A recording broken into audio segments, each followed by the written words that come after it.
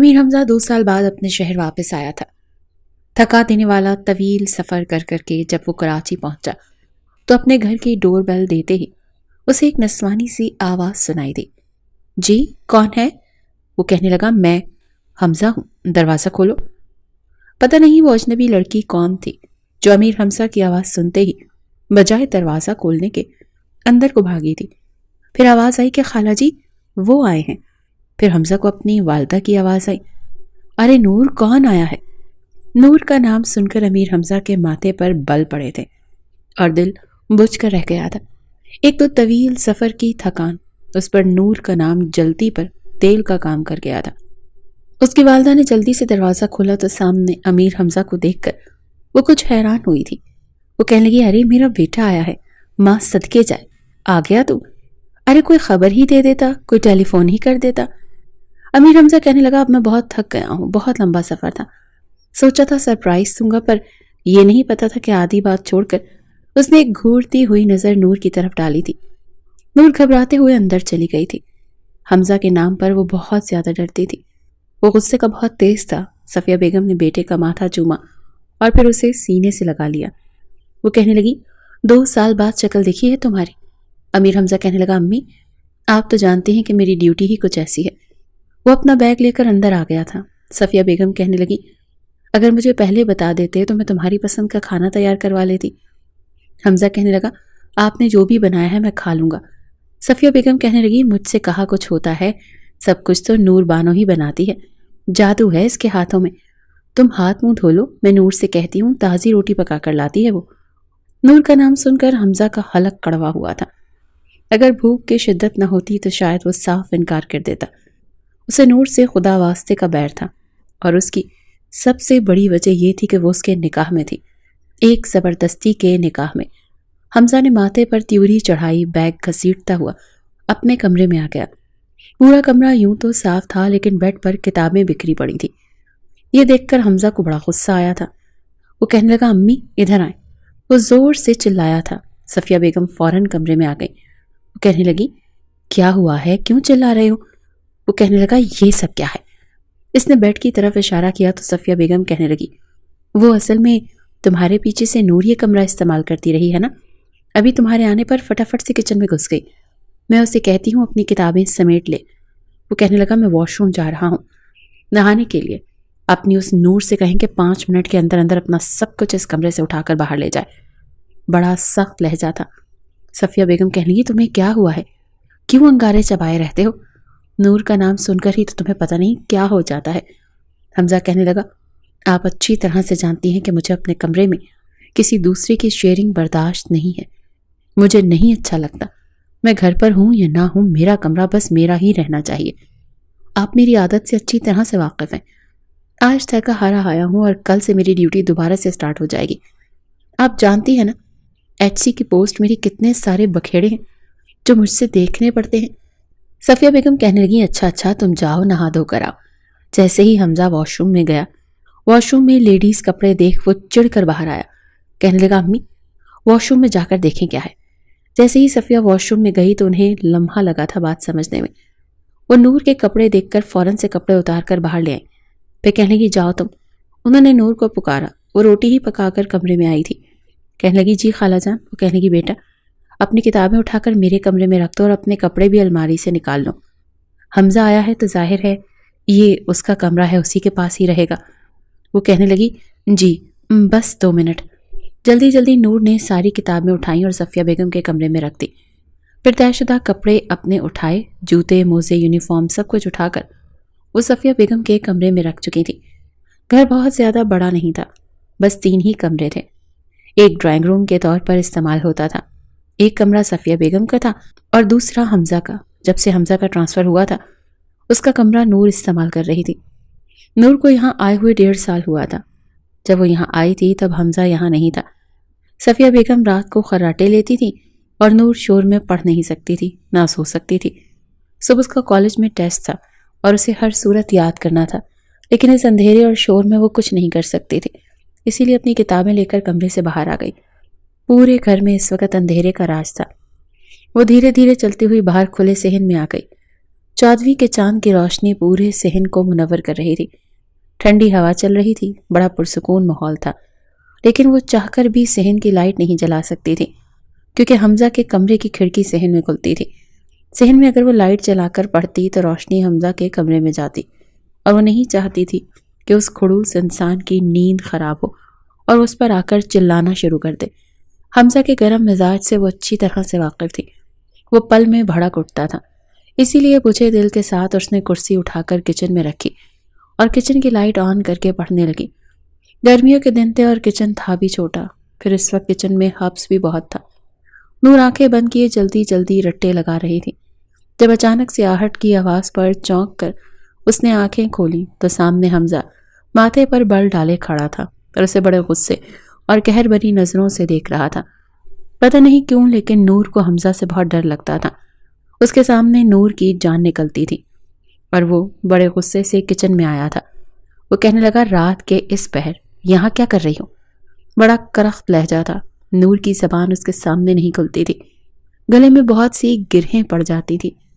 اب بھی وہ حمزہ کو بتانا چاہتی تھی کہ صبح اس کا ٹیسٹ ہے اور وہ یاد کرنے کے غرض سے ہی یہاں کچن میں آئی ہے، لیکن پھر وہ خوفزدہ ہو کر اپنی کتاب لے کر کھڑی ہو گئی۔ حمزہ کچن کے دروازے سے کچھ ہٹ کر کھڑا تھا۔ نور تیزی سے کچن کے دروازے سے باہر نکلنا چاہتی تھی، لیکن جیسے ہی دروازے کے پاس پہنچی تو اس کا بازو حمزہ کے ہاتھ کی مضبوط گرفت میں تھا۔ نور کی رہی سہی جان بھی لبوں پر آئی تھی۔ وہ اسے اپنے مقابل کھڑا کر چکا تھا۔ وہ کہنے لگا، بولو، کیا کر رہی تھی یہاں؟ حمزہ کا گھمبیر لہجہ سن کر وہ ہچکچاتے ہوئے کہنے لگی، میں اتنا کہنے کے بعد نور کے موٹے موٹے آنسو بہنے لگے۔ پتہ نہیں وہ کیوں اس شخص کے سامنے بول ہی نہیں پاتی تھی۔ حمزہ کہنے لگا، کیا میں کر رہی ہو؟ کیا کر رہی تھی یہاں؟ کسی کا انتظار تھا کیا؟ یہ سن کر نور کے ہوش اڑے تھے۔ وہ نفی میں سر ہلانے لگی۔ حمزہ کا غصے کے مارے سانس پھول رہا تھا۔ ویسے بھی وہ کافی سخت قسم کا پولیس انسپکٹر تھا۔ اس کے ماتحت کام کرنے والا عملہ اس کے سامنے کانپتا تھا، تو پھر ایک نازک سی نور تھی وہ۔ جب نور نے کوئی جواب نہیں دیا تو حمزہ کہنے لگا، آج کے بعد میں تمہیں رات کے اس پہر یوں صحن یا کچن میں اکیلے دیکھا تو میں تمہاری جان لے لوں گا۔ اپنی سرخ آنکھیں وہ نور کی بھوری آنکھوں میں ڈالتے ہوئے بڑے قہر بھرے لہجے سے بولا تھا، مت بھولو کہ میرے نکاح میں ہو تمہیں وہ سب کرنے نہیں دوں گا جو تم پہلے کرتی رہی ہو۔ یہ کہہ کر اس نے نور کا بازو چھوڑا تھا۔ وہ تو سوچ بھی نہیں سکتی تھی کہ حمزہ کبھی اس سے یہ بات بھی کہہ سکتا ہے۔ وہ بھاگتے ہوئے صفیہ بیگم کے کمرے میں گئی تھی۔ وہ بے خبر سو رہی تھی۔ نور نے اپنی کتاب ایک طرف رکھی اور بیڈ پر لیٹ کر اپنا تکیہ اپنے منہ پر رکھ کر دبایا اور پھوٹ پھوٹ کر رونے لگی۔ پتہ نہیں اس کا ماضی کب اس کا پیچھا چھوڑے گا۔ یہ شخص کیوں اس کی زندگی میں آیا تھا؟ کیوں اس کی ہر سانس کا مالک بن بیٹھا تھا؟ دنیا میں اسے بس ایک اسی شخص سے خوف آتا تھا، ڈر لگتا تھا۔ ہمیشہ اس کی گلابی ڈورے والی آنکھیں اس کی جان نکالتی تھی، اور وہی شخص اس کے نکاح میں تھا۔ اس پر زندگی کی ستم ظریفی یہ تھی کہ قسمت اسے اسی سنگ دل کے گھر میں لے آئی تھی۔ اب اس کے تانے، شک بھری نظروں سے وہ خوف کھاتی رہتی تھی۔ وہ تو اس سے کھل کر سانس تک لینے نہیں دے گا۔ وہ سسکیوں سے رو رہی تھی اور تکیے پہ اپنے منہ پر زور سے دبا رکھا تھا تاکہ اس کی سسکیاں صفیہ بیگم نہ سن سکیں۔ پتہ نہیں روتے روتے کب نور کی آنکھ لگ گئی تھی۔ صبح صفیہ بیگم کے جگانے پر بھی وہ اٹھ نہیں پا رہی تھی۔ نور بیٹا، کالج جانا ہے کہ نہیں؟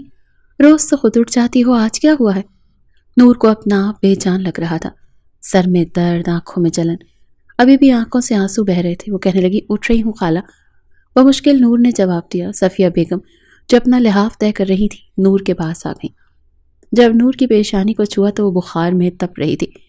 صفیہ بیگم کہنے لگی، چندا تمہیں تو بہت تیز بخار ہے، آج مت جاؤ، آرام کرو، مجھے لگتا ہے رات بھر جاگتی رہی ہو۔ ایک تو یہ منہ کالج والے موٹی موٹی کتابیں پکڑا دیتے ہیں یاد کرنے کے لیے، اس سے پہلے بچیوں کی جان تو دیکھیں، کم بخت پڑھائی نہ ہو گئی، عذاب ہو گیا۔ نور بچے اٹھ کر بیٹھو، منہ ہاتھ دھو لو، میں ناشتہ بنا کر دیتی ہوں۔ نور کہنے لگی، نہیں خالہ، رہنے دیں، اتنا بھی بخار نہیں ہے، میں ناشتہ بنا لوں گی۔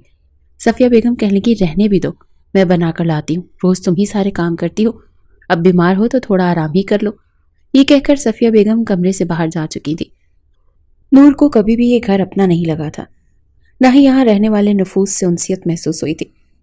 حالانکہ صفیہ بیگم کا رویہ اس کے ساتھ بہت اچھا تھا، بلکہ ماؤں جیسا، لیکن نور کو ان کی محبت بھی خود پر احسان لگتے تھے۔ اسے لگتا تھا کہ وہ صفیہ بیگم اور حمزہ کے احسانات کے نیچے دبی ہوئی ہے، جنہوں نے اسے سہارا دیا تھا۔ حالانکہ صفیہ بیگم اسے کئی بار کہہ چکی تھی کہ یہ گھر تمہارا ہے، لیکن نور کسی مہمان کی طرح رہتے تھے۔ کبھی بنا صفیہ بیگم سے پوچھے اس نے پانی تک نہیں پیا تھا، حالانکہ کوئی روک ٹوک نہیں تھی۔ کچھ دیر بعد ہی باہر سے حمزہ کے چلانے کی آواز آئی اور نور ایک دم چونکی تھی۔ وہ کہنے لگا، امی آپ کیوں کچن میں کھڑی ناشتہ بنا رہی ہیں؟ کہاں ہے نور؟ اسے کہیں ناشتہ بنائے۔ حمزہ کا لہجہ سن کر نور کا دل فل اسپیڈ میں بھاگنے لگا تھا۔ وہ بدحواس ہونے لگی تھی۔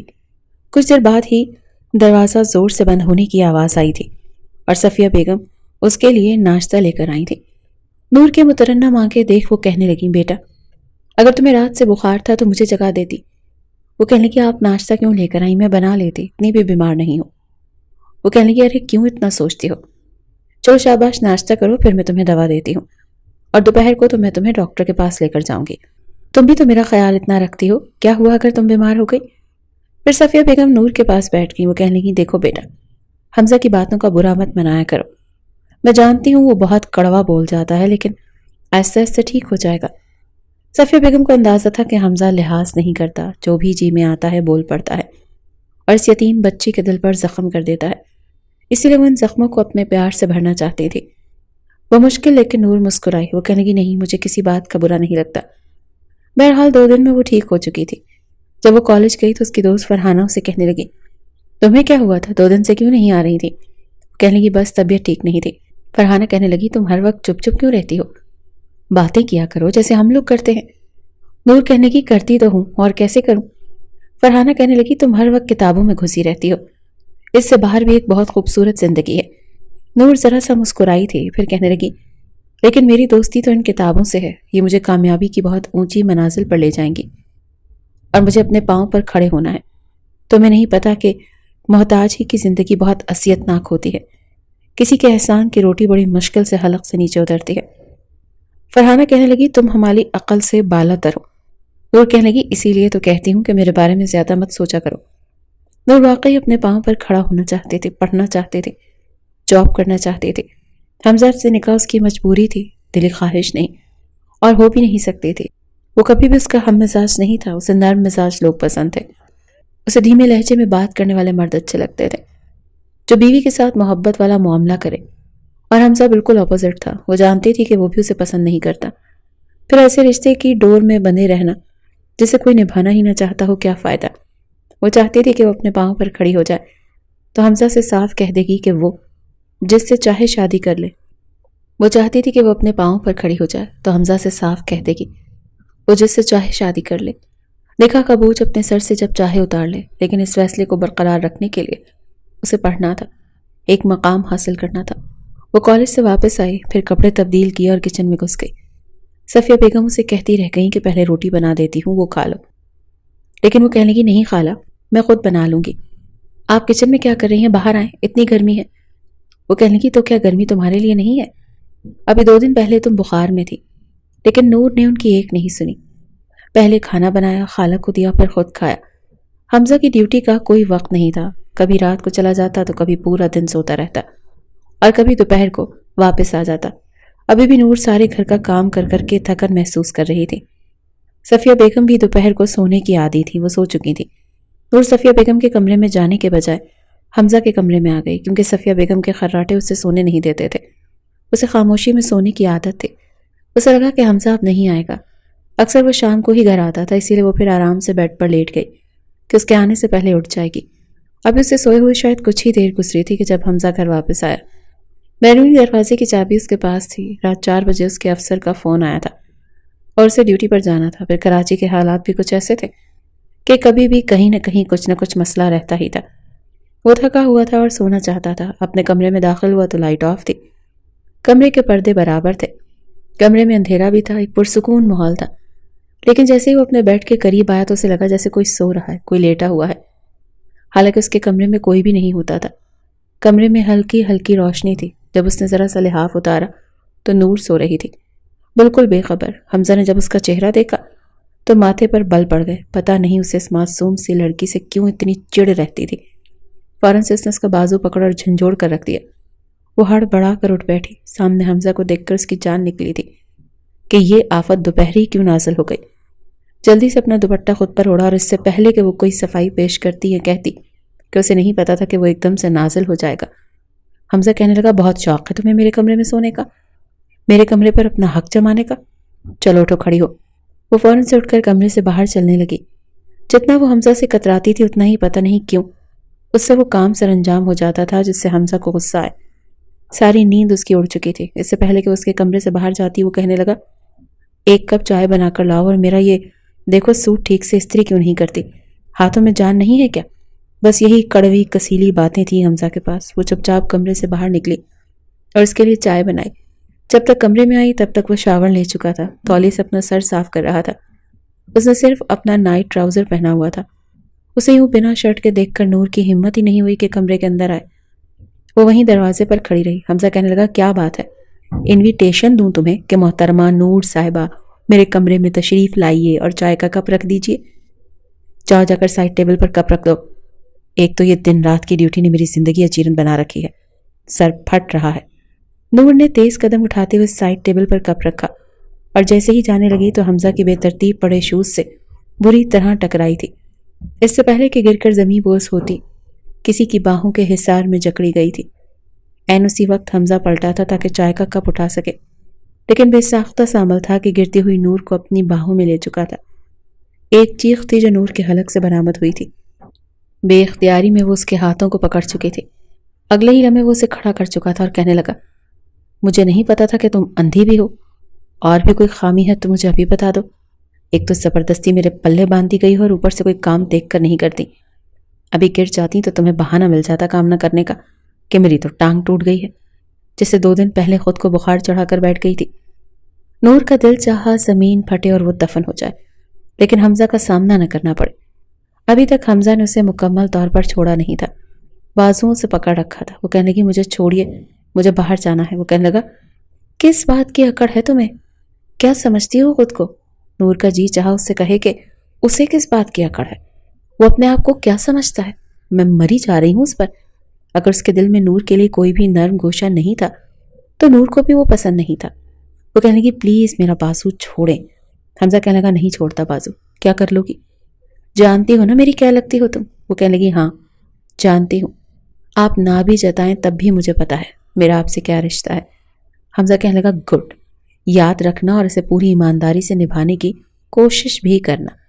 میری صرف اپنی ماں کی وجہ سے چپ ہوں اور تمہیں تعلیم دلوا رہا ہوں. یاد رکھنا اگر میں نے تمہیں کسی بھی لڑکے کے ساتھ دیکھ لیا نا تو تمہاری جان وہیں پر نکال دوں گا. وہی بے یقینی، وہی شک بھری باتیں جس سے نور کی جان جلتی تھی. یہ کہہ کر حمزہ نے اس کا بازو چھوڑ دیا. وہ کمرے سے باہر چلی گئی اور کچن میں آ کر رونے لگی.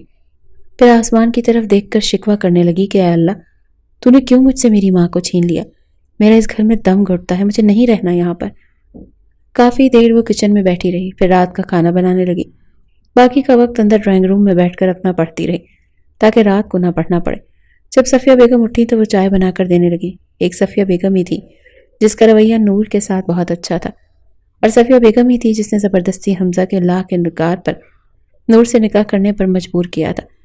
چند روز بعد ہی فرحانہ کہنے لگی نور ہم سب لوگ آج آئس کریم کھانے کے لیے آئس کریم پارلر جائیں گے. نور اس وقت لائبریری میں بیٹھی نوٹس بنا رہی تھی جب فرحانہ اس کے برابر والی کرسی پر بیٹھ کر کہنے لگی. نور کہنے لگی تو میں کیا کروں، جاؤ جہاں جانا ہے. وہ کہنے لگی کیا مطلب جاؤ جہاں جانا ہے، ویسے بھی آج ہاف ڈے ہے، چھٹی جلدی ہو جائے گی. نور کہنے لگی اچھا. وہ کہنے لگی شہر میں کچھ ہنگامہ آرائی ہو گئی ہے، اسی لیے ابھی نوٹس بورڈ پڑھ کر آ رہی ہوں. یہ سن کر نور کچھ گھبرائی تھی، اسے ویسے بھی لڑائی جھگڑوں سے بہت بڑا خوف آتا تھا. وہ کہنے لگی اچھا میں کچھ نوٹس بنا لوں پھر میں بھی واپس جاتی ہوں. وہ کہنے لگی واپس نہیں جانا، ہم سب لڑکیاں کالج کے قریب ہی بنے ہوئے آئس کریم پارلر جائیں گی، وہاں سے آئس کریم کھائیں گی، تم بھی ہمارے ساتھ جاؤ گی. نور کہنے لگی مجھے گھر جانا ہے. فرحانہ کہنے لگی اس بار میں تمہاری ایک نہیں سنوں گی، عجیب آدم بیزار قسم کی لڑکی ہو. نور کا لاکھ انکار کرنا بھی فرحانہ کے سر پر بے اثر رہا. وہ باقی لڑکیوں کے ساتھ نور کو بھی اپنے ساتھ لے گئی تھی. آئس کریم پارلر کے ایک ٹیبل کو انہوں نے منتخب کیا تھا.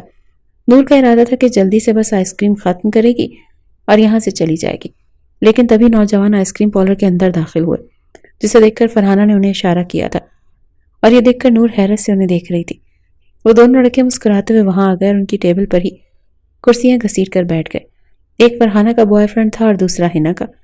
بس نور اور فائزہ ہی ایسی تھی جن کے ساتھ کوئی نہیں تھا۔ یہ سب دیکھ کر نور فوراً سے کرسی سے کھڑی ہو گئی۔ فرحانہ کہنے لگی کیا ہوا تمہیں، بیٹھو تو۔ نور کہنے لگی تم نے پہلے کیوں نہیں بتایا کہ تم یہاں پر ڈیٹ مارنے آئی ہو، تو مجھے اپنے ساتھ کیوں لائی ہو؟ وہ کہنے لگی نور تماشا مت کرو، تھوڑی دیر بیٹھ جاؤ تاکہ سب کو یہ لگے کہ ہم سب کا گروپ ہے۔ نور کو نہیں پتا تھا کہ فرحانہ اسے اپنے مقاصد کے لیے لائی تھی۔ اس نے نور کا ہاتھ پکڑ کر اسے کرسی پر بٹھایا تھا۔ تب تک آئس کریم کھا چکی تھی۔ فائزہ نور کے پاس ہی بیٹھی تھی۔ وہ کہنے لگی بس جلدی سے آئس کریم کھاؤ پھر ہم چلتے ہیں۔ لیکن ابھی آئس کریم نور نے شروع بھی نہیں کی تھی جب کچھ لڑکے آئس کریم پارلر کے اندر آئے اور توڑ پھوڑ کرنے لگے۔ شاید ان کا ارادہ ہنگامہ آرائی کا تھا۔ یہ سب دیکھ کر نور کی تو جان نکلی تھی کیونکہ انہوں نے آئس کریم پارلر کا دروازہ اندر سے بند کر دیا تھا۔ وہ کہنے لگی کسی کو بھی ہم باہر جانے نہیں دیں گے۔ سب لوگ پریشان تھے۔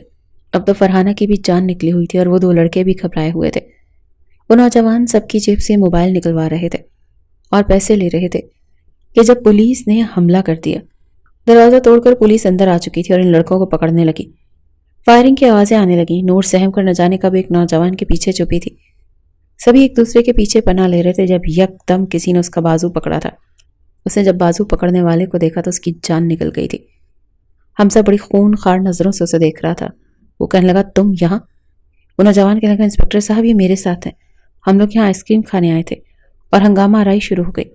نور کو لگا کہ جیسے اس کے پیروں کے نیچے سے کسی نے زمین کھینچ لی ہو۔ یہ سن کر حمزہ کا غصے سے برا حال ہوا تھا۔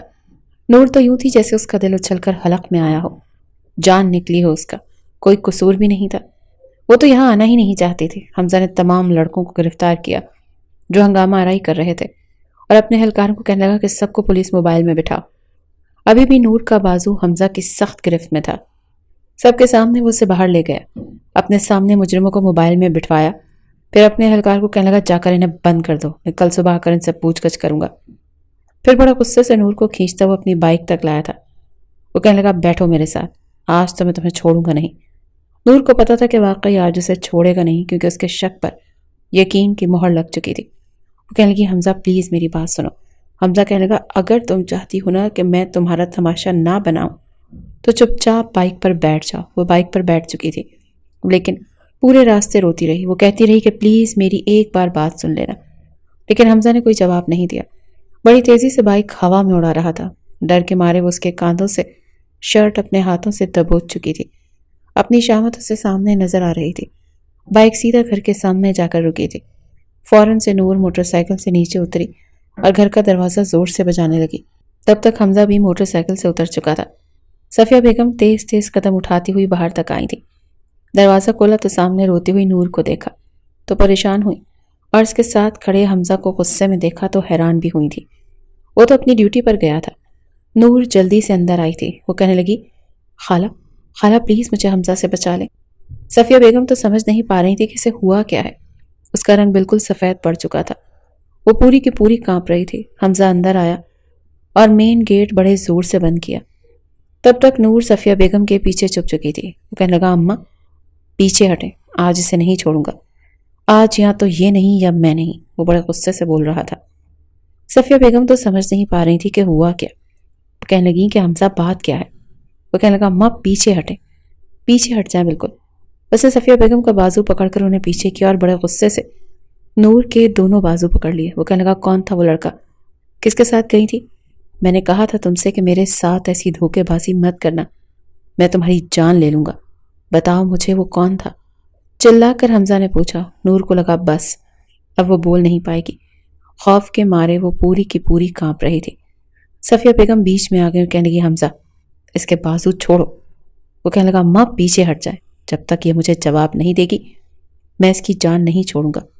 وہ روئے جا رہی تھی، چاہ کر بھی کچھ بول نہیں پا رہی تھی۔ لفظ اس کا ساتھ نہیں دے رہے تھے، گلے میں گرہیں پڑنے لگی تھی۔ جس قدر وہ کانپ رہی تھی صفیہ بیگم کو لگ رہا تھا کہ وہ بے ہوش ہو جائے گی۔ وہ کہنے لگی حمزہ خدا کے لیے پیچھے ہٹو، چھوڑو اسے۔ بڑی مشکل سے صفیہ بیگم نے حمزہ کی گرفت سے نور کو آزاد کروایا تھا۔ وہ کہنے لگی بیٹا کیا ہوا تھا مجھے بتا۔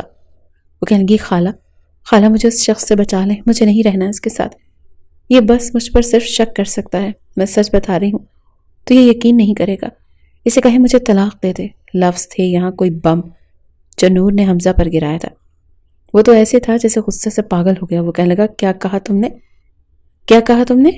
اس کا لہجہ اتنا بلند تھا کہ نور کا دل کانپ کر رہ گیا تھا۔ وہ بڑے غصے سے اس کی طرف بڑھا تھا، لیکن صفیہ بیگم بیچ میں کھڑی ہو گئی تھی۔ وہ کہنے لگی حمزہ پیچھے ہٹو۔ وہ کہنے لگا اس نے طلاق کا نام لیا تو لیا کیسے؟ طلاق چاہیے اسے؟ میں اس کی جان لے لوں گا۔ آپ پیچھے ہٹے اماں، آج نہیں چھوڑوں گا اسے، میرے اور اس کے بیچ مت آئیے گا۔ یہ کہہ کر اس نے نور کا بازو پکڑا اور اپنے کمرے میں لے جانے لگا۔ یہ دیکھ کر تو صفیہ بیگم کی جان نکلی۔ وہ نور سے کہنے لگا دیتا ہوں تمہیں طلاق۔ نور وک لگا کر بس اب وہ بچ نہیں پائے گی، اسے لیے اپنا بازو حمزہ کی گرفت سے چھڑوانے لگی۔ اسے کہنے لگی مجھے چھوڑو، کہاں لے کر جا رہے ہیں مجھے؟ کہنے لگا بیوی ہو نا تم میری، تمہیں تو کمرے میں لے کر جا رہا ہوں، مجھے تو کوئی روک بھی نہیں سکتا۔ یہ سن کر نور کے رہے سہے اور سان بھی خطا ہونے لگے۔ وہ کہنے لگی خالہ پلیز مجھے بچا لے۔ صفیہ بیگم نے حمزہ کے سامنے کھڑے ہو کر ہاتھ جوڑے تھے۔ وہ کہنے لگی خدا کے لیے چھوڑ دو اسے، یہ کیا کر رہے ہو؟ وہ کہنے لگا چھوڑ دوں اسے؟ اماں میں اس کو جان سے مار ڈالوں گا۔ اس نے کیا کہا آپ کو سنائی نہیں دیا؟ اتنی گز لمبی زبان ہو گئی ہے اس کے منہ میں۔ آپ جانتی ہیں کیوں؟ اسی لڑکے کی وجہ سے۔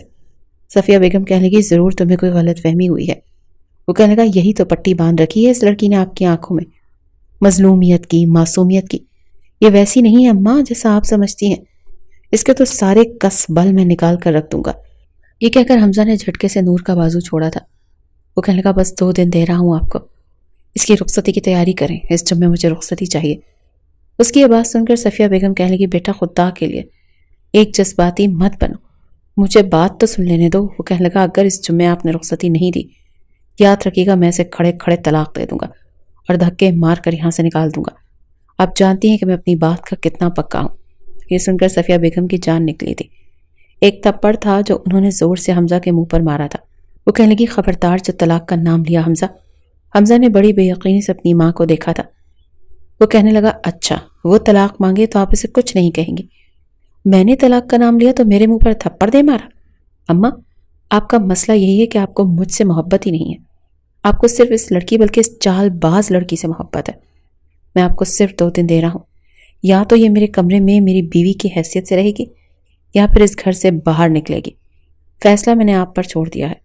یہ کہہ کر وہ اپنے کمرے میں چلا گیا اور بڑی زور سے اس نے دروازہ بند کیا۔ روتے ہوئے صفیہ بیگم کے سینے سے لگ چکی تھی۔ ایک نظر وہ بند دروازے کو دیکھتی اور پھر نور کو کہنے لگی کہ بیٹا ہوا کیا ہے، پوری بات تو بتاؤ۔ ایک تو مجھے اس لڑکے کی سمجھ نہیں آتی، پتہ نہیں کس سمت چل پڑا ہے، یہ 2 سال بعد گھر آیا ہے۔ اس کی یاد میں تو میں صبح شام دعا کرتی رہتی تھی، مگر گھر آتے ہی جو رویہ اس نے اپنا رکھا ہے نا، اگر پولیس والے ایسے بے حس ہو جاتے ہیں، ظلم کرنے پر آ جاتے ہیں، تو اس سے تو اچھا ہے کہ یہ کبھی بھی پولیس والا نہ بنتا۔ وہ اونچی آواز میں یہ سب کچھ کہہ رہی تھی اور کمرے میں بیٹھا وہ سن رہا تھا۔ حقیقت جو بھی تھی سب نور نے صفیہ بیگم کو بتا دی۔ روتے ہوئے کہنے کی خالہ پلیز میری رخصتی مت کیجیے، آپ تو جانتی ہیں نا میں پڑھنا چاہتی ہوں، میں بھی رخصتی نہیں کرنا چاہتی۔ اگر پہلے ان کا یہ رویہ ہے تو بعد میں یہ میرے ساتھ کیا کریں گے؟ مجھے تو ان سے خوف آ رہا ہے، کمرے میں تو انہیں کھلی چھوٹ ہوگی۔ یہ سوچ کر اس کی رنگت پیلی پڑ رہی تھی اور صفیہ بیگم اس کی حالت دیکھ کر پریشان ہو رہی تھی، مگر فیصلہ تو کرنا ہی تھا۔ اس وقت اگر وہ مزید نور کا ساتھ دیتی تو بیٹا ناراض ہو سکتا تھا۔ وہ اسی نتیجے پر پہنچی تھی کہ نور کی رخصتی وہ حمزہ کے ساتھ کر دیں گی، مگر اس سے پہلے وہ حمزہ سے 2 ٹوک لہجے میں بات کرنا چاہتی تھی۔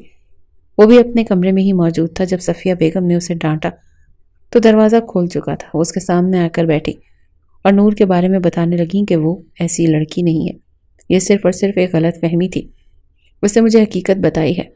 مگر وہ اگلے ہی پل ہاتھ اٹھا کر کہنے لگا اماں بس کیجیے، پچھلے 1 سال سے یہ چال باز لڑکی آپ کے ساتھ رہ رہی ہے اور آپ کو بیوقوف بناتی آئی ہے۔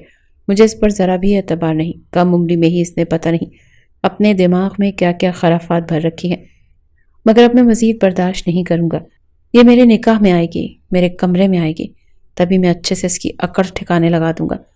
صفیہ بیگم اس کے اس انداز کو دیکھ کر اسے سمجھانے لگی کہ نہیں بیٹا تم ایسا کچھ بھی نہیں کرو گے، سمجھ میں آیا؟ وہ بیچاری یتیم لڑکی ہے، نہ سر پر ماں باپ کا سایہ ہے نہ کچھ، مجھے اپنی ماں سمجھتی ہے، خالہ کہتی ہے، مجھے تو بڑا خوف آتا ہے۔ میں تمہاری رخصتی تو کروا دوں گی مگر تم اس کے ساتھ غلط رویہ نہیں رکھو گے، اپنے شوہر ہونے کا غلط فائدہ نہیں اٹھاؤ گے، سمجھ رہے ہو نا تم اپنی ماں کی بات؟ ماں کی ہاں میں تو ہاں وہ ملا چکا تھا، مگر دل ہی دل میں سوچ چکا تھا کہ ایک دفعہ یہ لڑکی میرے کمرے میں تو آئے، پھر دیکھتا ہوں اسے کیسے سیدھا کرنا ہے۔ نور کو بھی بڑے پیار سے بہلا پھسلا کر انہوں نے کہا تھا کہ بیٹا یہی بہتر ہے کہ وہ تمہارا شوہر ہے، اگر وہ رخصتی چاہتا ہے تو ہم انکار نہیں کر سکتے۔ آئندہ کے بعد میں تم دونوں کے منہ سے لفظ طلاق نہ سنوں۔ ذرا یہ بھی تو سوچو، اگر تم اس سے علیحدگی اختیار کرو گی تو کہاں جاؤ گی؟ اس گھر میں تو وہ تمہیں پھر ٹکنے نہیں دے گا، اور میں تمہیں باہر کے زمانے کے ہاتھوں چھوڑ بھی نہیں سکتی۔ صفیہ بیگم کے کہنے پر وہ مان تو چکی تھی، مگر گھپ اندھیرے میں زمین پر بیٹھ کر وہ گھٹنوں میں اپنا سر دے کر رونے لگی۔ سال پہلے ہونے والے واقعات اسے یاد آنے لگے۔ 2 سال پہلے جب نور کا نکاح امیر حمزہ سے کیا گیا تھا، وہ گاؤں میں رہتی تھی اور امیر حمزہ شہر میں۔ 6 گھنٹوں کا فاصلہ تھا دونوں کے بیچ، مگر صفیہ بیگم اور ربینہ بیگم میں بے تحاشا محبت تھی۔ جیسے ہی نور دنیا میں آئی تو صفیہ بیگم نے اپنے 10 سالہ امیر حمزہ کے لیے اس کا ہاتھ مانگ لیا۔ بات دونوں بہنوں کے بیچ ایسی پکی ہوئی کہ جوانی کی دہلیز پر قدم رکھنے کے بعد پہلے امیر حمزہ کو بھی بتا دیا گیا کہ اس کی قسمت کو نور کے ساتھ جوڑ دیا گیا۔ نور کی عمر اس وقت 17 سال تھی جب حمزہ کے باپ نے مرنے سے پہلے اپنے بیٹے کا نکاح کیا تھا، مگر عین نکاح کے روز جو تماشا ہوا تھا وہ دیکھ کر امیر حمزہ کا دل میں ایسا شک کا بیج بویا گیا کہ آج تک وہ نکل نہیں پایا۔ اسے نور شروع ہی سے بے حد اچھی لگتی تھی۔ نکاح کے بعد وہ اکیلے میں نور کے ساتھ کچھ دیر ملنا چاہتا تھا۔ ابھی وہ نور کے کمرے کی طرف بڑھ رہا تھا جب اسے باہر سے آنے والی آوازوں نے چونکنے پر مجبور کر دیا۔ نور اس وقت کمرے میں دلہن بنی بیٹھی تھی جب اس کا چچا زاد ارمان اس کے کمرے میں چلا آیا۔ بار بار یہ کہہ رہا تھا کہ کیوں کیا تم نے ایسا؟ کہ تمہیں میری محبت پر یقین نہیں تھا؟ تم میرے لیے کیا امیر حمزہ کے رشتے کو انکار نہیں کر سکتی تھی؟ ارے وہ تم سے 10 سال بڑا ہے، تمہارے ماں باپ نے تمہارے ساتھ زبردستی کی ہے نا، ورنہ مجھے پورا یقین ہے کہ تم مجھ سے محبت کرتی ہو۔ یہ الفاظ تھے جنہیں سن کر امیر حمزہ فوراً کمرے میں داخل ہوا۔ نور اور ارمان دونوں کی ہوائیاں اڑی ہوئی تھی۔ ارمان تو وہاں سے جا چکا تھا، جس کے بعد نور نے روتے ہوئے صفائیاں پیش کرتے ہوئے کہا تھا، جیسا آپ سوچ رہے ہیں ویسا کچھ بھی نہیں ہے، یہ مجھے پسند کرتا ہے، لیکن میں تو بس اپنے ماں باپ کے حکم کی پابند تھی۔ میرے دل میں تو آپ کے علاوہ اور کوئی بھی گھر نہیں کر سکتا۔ مگر وہ دن اور آج کا دن اس کے دل میں شک بڑھتا ہی گیا۔ اس نے اس بارے میں اپنی ماں صفیہ بیگم کو بھی بتایا۔ صفیہ بیگم کا بھی یہی کہنا تھا، ارے بیٹا اس بارے میں تو مجھے پہلے ہی ربینہ نے بتا رکھا ہے کہ اس کی دیورانی کا بیٹا بار بار رشتے کی پیشکش کر رہا ہے، لیکن اس سے ان لوگوں پر بھروسہ نہیں، تبھی تو ہم نے کم عمری میں ہی نور کا تم سے نکاح کر دیا۔ مگر حمزہ نے جو کچھ سنا تھا اس پر یقین کر کے وہ اپنے دل میں شک کے بیج بو چکا تھا۔ اسے یہ بات اندر ہی اندر کھائے جا رہی تھی کہ کیوں وہ لڑکا اس کے کمرے میں موجود تھا، جبکہ دلہن بنے ہوئے دیکھنے کا حق تو صرف اور صرف امیر حمزہ کا تھا۔ پھر آئس کریم پارلر میں ایک بار پھر لڑکوں کے ساتھ دیکھ کر وہ اچھا خاصا اس پر شک کر چکا تھا۔ وہ گمسم گھر میں بیٹھی ہوئی تھی، کالج آنا تو اس کا ویسے ہی بند ہو چکا تھا۔ اس کی سہیلیاں بار بار کال کر کے اسے آنے کا کہہ رہی تھی۔ جب اس نے انہیں یہ خبر سنائی کہ کل شام اس کی رخصتی ہے، وہ سبھی شوق سے انداز میں کھڑی تھی، مگر امیر حمزہ نے صاف الفاظ میں کہہ دیا تھا کہ مجھے اس کے کالج کا کوئی بھی لڑکا یا لڑکی شادی میں نہیں چاہیے۔ رخصتی سادگی سے ہو گئی، مجھے کوئی دھوم دھڑکا نہیں پسند۔ صفیہ بیگم کہنے لگی کہ ایک تو بیٹا ہے میرا، میں دھوم دھام سے تمہاری شادی کرنا چاہتی ہوں۔ روز روز یہ دن تھوڑی ہی آتے ہیں، مگر بیٹے کی مرضی کے آگے وہ پھر ہمت ہار چکی تھی۔ وہ سرخ روسی لباس پہنے خود کو ایک نظر آئینے میں دیکھ رہی تھی۔ چہرے پر اداسی تھی، پڑھ لکھ کر وہ کچھ بننا چاہتی تھی تاکہ اس کے پاس اپنی نوکری ہو، پیسہ ہو، اتنے پیسے ہوں کہ وہ اپنے لیے الگ ایک کمرے کا ہی صحیح مگر گھر خرید سکے اور وہاں پر رہ کر اپنی زندگی گزار سکے۔ امیر حمزہ جیسے شخص کے ساتھ گزارا کرنا اس کے لیے مشکل تھا، مگر آج وہ اسی کی سیج سجانے کے لیے جانے والی تھی۔ ایک آخری نظر اس نے اپنے آپ پر ڈالی۔ بلا شبہ اس وقت وہ کسی اپسرا سے کم نہیں لگ رہی تھی، مگر خوف کے مارے اس کا دل گویا سینہ چیر کر باہر آنے والا تھا۔ باہر خاندان کے کچھ خاص مہمان آئے ہوئے تھے، جن کے سامنے جب نور اور امیر حمزہ کو بٹھایا گیا تو دونوں کی جوڑی اتنی خوبصورت لگ رہی تھی کہ خاندان کی عورتیں ان دونوں کی بلائیں لینے لگی۔ بلا شبہ اس وقت دونوں پر حسن تمام ہو رہا تھا، مگر امیر حمزہ کے ماتھے کے بل جو کہ تم موجود تھے۔ جب تک وہ سب کے ساتھ رہی، مطمئن رہی، مگر جیسے ہی سب لوگوں نے جانا شروع کیا اور صفیہ بیگم نے اسے لا کر امیر حمزہ کے کمرے میں بٹھایا تو اس کے دل کی دھڑکنیں بڑی شدت اختیار کر چکی تھی۔ کمرے کو سہاگ رات کے لیے سجایا گیا تھا۔ سفید اور سرخ پھولوں سے ڈیکوریشن کی گئی تھی، جسے دیکھ کر اس کے اندر کے جذبات تو جیسے اسے مزید متذبذب کر رہے تھے۔ بار بار دل میں وہ یہ سوچ رہی تھی کہ جب حمزہ کمرے میں آئے گا تو اس کے ساتھ کیسے مخاطب ہوگا، کیا آج کی رات باقی شوہروں کی طرح وہ اس کے ساتھ نرمی کا رویہ رکھتے ہوئے ان لمحات کو یادگار بنائے گا۔ اگلی بار خود ہی ٹوک کر کہنے لگی، یہ تو ایک نمبر کا کھڑوس ہٹلر ہے، اسے کہاں یہ سب آتا ہوگا، اسے تو بس دھمکی دینا آتا ہے اور سختی کرنا آتا ہے، جیسے جیل میں قیدیوں کو مارتا ہے، ٹھیک ویسے ہی میرا بھی حشر کرے گا۔ یہ سوچ کر اس کی آنکھوں میں آنسو سے آ چکے تھے۔ وہ یہ سوچ رہی تھی کہ جو کچھ اس نے سوچا تھا وہ سچ نہ ہو۔ ابھی وہ ان باتوں پر مصروف تھی جب وہ کمرے میں داخل ہوا۔ گھبرا کر اس نے اپنا گھونگھٹ حد سے کچھ زیادہ ہی نیچے گرا لیا تھا، جہاں تک اس کی گود بھی اس کے گھونگھٹ میں چھپ چکی تھی۔ دروازے کو لاک کرنے کے بعد وہ دھیرے دھیرے چلتا ہوا اس کے قریب آیا، غصے سے اسے دیکھا۔ دل میں ابھی بھی شکوک و شبہات موجود تھے، وہ کبھی بھی اسے پورے طور پر اپنا ہی نہیں سکتا تھا۔ قریب آ کر بیٹھ کر گلا گھونگار کر کہنے لگا، یہ کیا پرانے زمانے کی دلہنوں کی طرح 2 فٹ لمبا گھونگھٹ گرا کر بیٹھی ہو؟ تم تو یوں تماشا کر رہی ہو جیسے میں پہلی بار تمہیں دیکھنے والا ہوں۔ یہ چہرہ، یہ ادائیں جب تم اوروں پر نچھاور کر چکی ہو تو میرے سامنے یہ چال بازیاں کیوں؟ رہی صحیح کسر حمزہ کے الفاظ نے نکال دی تھی۔ آنکھوں سے موٹے موٹے آنسو چہرے کو بھگو چکے تھے، کاجل بکھر کر چہرے پر آ چکا تھا جب اس نے اس کے کہنے پر جھٹ سے خود ہی اپنا گھونگھٹ اٹھا دیا تھا۔ اسے روتا دیکھ کر بھی اسے ترس نہیں آیا تھا۔ دل میں یہی سوچنے لگا کہ ہو سکتا ہے اپنے عاشق کا سوچ کر رو رہی ہو، جبکہ وہ تو اس ظالم شخص کے سخت رویے سے اپنی جان جاتی ہوئی محسوس کر رہی تھی۔ آگے بڑھ کر اس نے نور کو بازو سے پکڑا اور کھینچ کر اپنے قریب کیا تھا، اتنا کہ دونوں میں ایک بال برابر کا فاصلہ رہ گیا تھا۔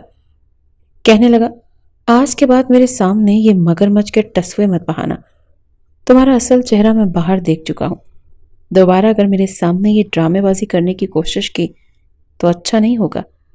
بیوی ہو میری، آئندہ کے بعد تمہارا اس گھر سے قدم بھی باہر نکلنا بند۔ گھر رہ کر میری ساری ذمہ داریاں نبھاؤ گی۔ اگر تم نے اکیلے گھر سے قدم باہر نکالا تو پھر دیکھنا میں تمہارا حشر کیا کرتا ہوں۔ تمہیں اس گھر میں رہتے ہوئے میری ساری ذمہ داری اٹھانی ہوگی، رتی برابر بھی مجھے غلطی نہیں چاہیے۔ میں کیا کھاتا ہوں، کیا پیتا ہوں، یہ تو تم جان ہی چکی ہوگی۔ تمہاری ساری عشق معشوقیاں، آوارہ گردیاں اب میں ٹھیک کرتا ہوں۔ اتنا کہہ کر وہ اسے چھوڑ کر جا چکا اور وہ اسے پیچھے ہٹتے ہوئے کہنے لگی، آپ غلط کر رہے ہیں میرے ساتھ، میں نے ایسا کچھ بھی نہیں کیا۔ آپ اتنے بڑے ہو کر مجھ پر اتنے گندے گندے الزام کیسے لگا سکتے ہیں؟ اس کے منہ سے یہ لفظ سن کر تو جیسے وہ غصے سے تل ملا اٹھا تھا۔ کہنے لگا، کیا مطلب ہے تمہارا؟ اتنا بڑا کیا میری داڑھی مونچھ سفید ہو گئی ہے؟ میرے چہرے پر جھریاں آ گئی ہیں؟ جو میرے جسم میں ریشہ طاری ہو گیا ہے؟ ہاں بولو۔ اچھا، میں تم سے 10 سال بڑا ہوں، یہی وجہ ہے کہ تم نے میرے علاوہ اور طرف دھیان دینا شروع کر دیا تاکہ موقع پر مجھ سے جان چھڑا کر کہیں اور اپنا گھر بساتی پھرو۔ اس نے یہ خیالات کبھی خواب میں بھی نہیں سوچے تھے جتنے اس کے سامنے کہتا چلا جا رہا تھا۔ دونوں ہاتھ جوڑ کر کہنے لگی کہ خدا کا واسطہ ہے آپ کو، یہ کیا کہے جا رہے ہیں؟ کیوں میرا سانس روکنا ہے آپ نے؟ میرا دم گھٹ رہا ہے۔ نور سچ مچ رو رہی تھی اور اس کا بس نہیں چل رہا تھا کہ اس کی چمڑی ادھیڑ کر رکھ دے۔ ایک جھٹکے سے اسے چھوڑ کر وہ اٹھا اور کپڑے چینج کر کے بیڈ پر لیٹ گیا۔ کہنے لگا، جاؤ اپنا حلیہ درست کرو اور چپ چاپ آ کر سو جاؤ، مجھے کسی طرح کی کوئی بحث نہیں چاہیے۔ وہ بیچاری پہلے بھی کہاں بول رہی تھی۔ چپ چاپ واش روم گئی، ایک نظر خود کو دیکھا۔ کتنی دیر تو واش روم میں کھڑی ہو کر سوچتی رہی کہ آخر کیسے وہ اس شخص کے ساتھ پوری زندگی گزار پائے گی۔ یہ تو ڈانٹ ڈانٹ کر ہی اسے ہارٹ اٹیک دلا دے گا۔ کمرے سے باہر نکل کر اس نے ایک نظر آنکھیں موندے ہوئے سوئے حمزہ کو دیکھا۔ کپ کپاتے ہاتھوں سے جیسے ہی تکیہ اٹھایا تاکہ تکیہ اٹھا کر صوفے پر سو سکے تو اگلے ہی پل حمزہ اس کا ہاتھ پکڑ چکا تھا۔ کہنے لگا، اب یہ ڈرامے بازی، چپ چاپ لیٹو یہاں پر۔ بیوی ہو تم میری، یہ کوئی انڈین ڈرامے کا سین نہیں چل رہا جو میاں بیوی دوست ہوں تو 2000 قسطوں تک رومانس کی ہر بات یوں ہی کرتے رہیں گے مگر ایک ساتھ بیڈ پر سوئیں گے نہیں۔ چپ چاپ لیٹو یہاں پر۔ اس کی یہ بات سن کر تو حیرت سے وہ اسے دیکھتی رہ گئی تھی۔ وہ منہ میں بڑبڑا کر کہنے لگی، اچھا تو اس کھڑوس کو ڈرامے بھی دیکھنے کا شوق تھا۔ بہرحال آخر کار گھبراتے ہوئے وہ بیٹھ کے کونے میں اپنا کمفرٹر میں چھپا کر منہ لیٹ چکی تھی۔ جب تک اسے امیر حمزہ کے خراٹوں کی آواز نہ آئی تب تک وہ جاگ رہی تھی۔ خراٹوں کی آواز گہری ہوئی تو اس نے آنکھیں کھول کر دیکھا۔ دل ہی دل میں سوچنے لگی، سوئے ہوئے جتنا معصوم لگتا ہے اتنا ہے نہیں۔ آخر وہ کیسے اس شخص کے دل میں اپنا اعتبار بحال کرے، یا پھر اس شخص سے ہمیشہ کے لیے کنارہ کر لے۔ اسی ششوپن میں مبتلا وہ سو چکی تھی۔ اگلی صبح جب اسے ہوش آیا تو اسے اپنے اوپر کافی وزن محسوس کر کے اپنی آنکھیں کھول چکی تھی۔ جب دیکھا تو اس کی آنکھیں پتھرا کر رہ چکی، کیونکہ حمزہ اس کے بے حد قریب ہو کر سویا ہوا تھا، اپنے بازوں میں اسے مکمل طور پر بھرے، اس کے چہرے کے بے حد قریب اپنا چہرہ رکھے۔ وہ اپنی گہری سانسیں اس کے چہرے پر نچھاور کر رہا تھا۔ یہ وہ لمحہ تھا جب اس کے پورے وجود میں چونٹیاں سی رینگنے لگ گئی۔ گھبرا کر وہ خود کو اس کے حصار سے چھڑوانے لگی، مگر وہ اسے اپنے مزید قریب کر چکا تھا۔ کل رات وہ جس ڈر سے سوئی نہیں تھی، اسے لگ رہا تھا جیسے اس کی سہاگ رات نہیں بلکہ سہاگ صبح ہونے والی ہے۔ اسے یوں اپنی گرفت میں مچلتا دیکھ حمزہ نے بھی آنکھیں کھول دی۔ اس وقت خمار آلود انداز میں نور کو دیکھ کر وہ جیسے ایک پل کو سب کچھ بھولا، اس کے چہرے میں ہی کھو چکا تھا۔ خود بخود ہی گستاخیاں اس کے ہاتھ کرنے لگے تھے۔ بڑی بے باکی سے اس کے ہاتھ اس کے وجود پر گھومنے لگے، اس سے پہلے کہ وہ اپنی حدود پھلانگتا اور وہ بیچاری جان سے جاتی کہ دروازے پر دستک ہونے لگی۔ ارے حمزہ بیٹا، یہ دیکھو تو، پڑوس کا شہباز کہہ رہا ہے کہ تمہارے نام کوئی خط آیا ہے، تمہارے دستخط چاہیے فوراً۔ وہ نور سے الگ ہو کر اٹھا تھا اور نور نے بھی چین کا سانس لیا تھا۔ اس کے بعد وہ لٹو کی طرح حمزہ کے گرد گھومتی ہوئی اس کی شرٹ، والٹ، ٹائی، جوتے، گھڑی، ہر ایک چیز اس کے سامنے رکھ رہی تھی، اور پھر ناشتہ بھی اسی ہی نے سرو کیا تھا جس طرح وہ کام کر رہی تھی۔ صفیہ بیگم تو دونوں بچوں کی طرح یہ دعا کر رہی تھی کہ اللہ کرے گزشتہ رات ان دونوں کے بیچ سب کچھ ٹھیک ہو چکا ہو۔ ڈھکے چپے الفاظ میں انہوں نے نور سے پوچھنے کی کوشش کی تھی، مگر وہ بیچاری تو کچھ بتا ہی نہ پائی، شرما کر کمرے میں چلی گئی۔ بلا شبہ دونوں کے بیچ ایک ایسا کچھ بھی نہیں ہوا تھا، مگر ایک روایتی حیا اس کے چہرے سے چھلکنے لگی تھی۔ آنے والے دنوں میں حمزہ اپنی ڈیوٹی میں کافی زیادہ مصروف ہو گیا تھا، اور وہ اس کا ہر ایک کام اس کے کہنے سے پہلے ہی کر رہی تھی تاکہ اسے شکایت کا موقع نہ دے سکے۔ اس گھر میں اگر اسے پرسکون طریقے سے رہنا تھا تو وہ صرف تبھی ممکن ہو سکتا تھا جب حمزہ کو شکایت کا موقع نہ دے۔ گھبراتی تو وہ ابھی بھی اس سے یوں ہی تھی، اسے دیکھ کر اس کے چہرے کی مسکراہٹ سمٹ سی جاتی تھی۔ شادی کو 20 دن گزر چکے تھے جب ایک روز اس کی ساری سہیلیاں اس سے ملنے کے لیے گھر پر آئی تھیں۔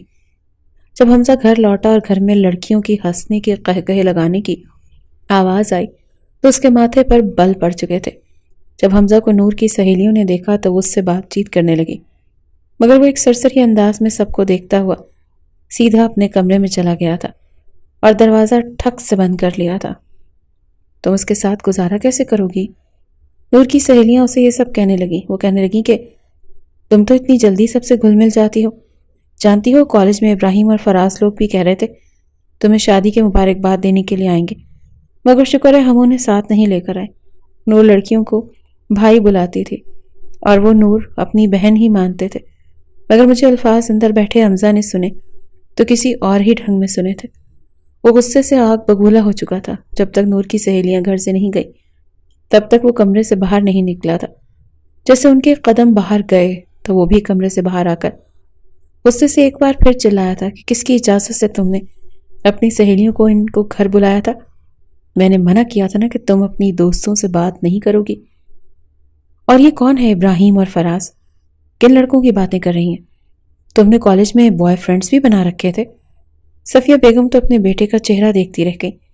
جب غصے سے لال ہوتی نور آج پھٹ پڑی تھی، وہ کہنے لگی شرم نام کی چیز ہے آپ میں کہ نہیں؟ کیا ہر پولیس والا آپ جیسا ہی ہوتا ہے؟ کیا پولیس کی وردی پہننے کے بعد ساتھ یہ بھی حلف اٹھایا جاتا ہے کہ باہر کے لوگ تو باہر کے رہے، گھر میں اپنی عورتوں کو بھی تمیز بھول جانی ہے؟ اسے یوں اپنے سامنے بولتا دیکھ حمزہ کے تو کانوں کی لو تک سرخ ہو چکی تھی۔ اس سے پہلے کہ وہ کچھ بولتا ایک بار پھر اپنی بات نور نے شروع کی تھی۔ وہ ہاتھ اٹھا کر کے کہنے لگی کہ آج آپ نہیں بولیں گے، آج میں بولوں گی۔ آپ نے سمجھ کیا رکھا ہے خود کو؟ میں کب سے بلکہ پچھلے 2 سالوں سے آپ کے ساتھ نبھاتی چلی آ رہی ہوں، اور آپ شک پر شک کیے جا رہے ہیں۔ سمجھتے کیا ہیں خود کو آپ؟ اگر یہ سب کچھ کرنا ہے تو چھوڑ دے مجھے. میں ساری زندگی اذیتیں سہ کر پل پل کی موت نہیں مرنا چاہتی ہوں. مجھے سکون سے جینا ہے. میں کالج جا کر اپنے پیروں پر کھڑی ہو کر کچھ بننا چاہتی تھی. آپ نے آج تک مجھے کبھی محبت نہیں دی. جب بھی دیکھا شک بھری نظروں سے ہی دیکھا ہے. میں ڈر ڈر کر مرنا نہیں چاہتی. میں نے پڑھائی اسی لیے جاری رکھی تاکہ اپنے پیروں پر کھڑے ہو کر آپ سے دور جا سکوں. اور آپ شک پر شک کیے جا رہے ہیں. اگر مجھے کچھ کرنا ہوتا تو میرے لیے یہ سب کچھ آسان تھا. مگر آپ جیسے لوگ گھر میں بیٹھی عورت اور باہر بیٹھے مجرم میں فرق سمجھ ہی نہیں پاتے. اتنا سب کچھ بول کر نور وہاں سے سیدھا کمرے میں جا چکی تھی. کتنی ہی دیر تک وہ بولتی رہی. اپنے دل کا سارا غبار نکال کر وہ ہلکا پھلکا محسوس کر رہی تھی. ایسے لگ رہا تھا جیسے جتنا بھی اس کے اندر غبار تھا اور خوف تھا وہ ختم ہو چکا تھا. حمزہ غصے سے اپنی ماں کو دیکھ رہا تھا. حمزہ کہنے لگا کہ جی آپ کی ہی دی ہوئی شے ہے. اگر آپ اسے سر نہ چڑھاتی تو آج ہی اپنے شوہر کی بے عزتی نہ کر رہی ہوتی.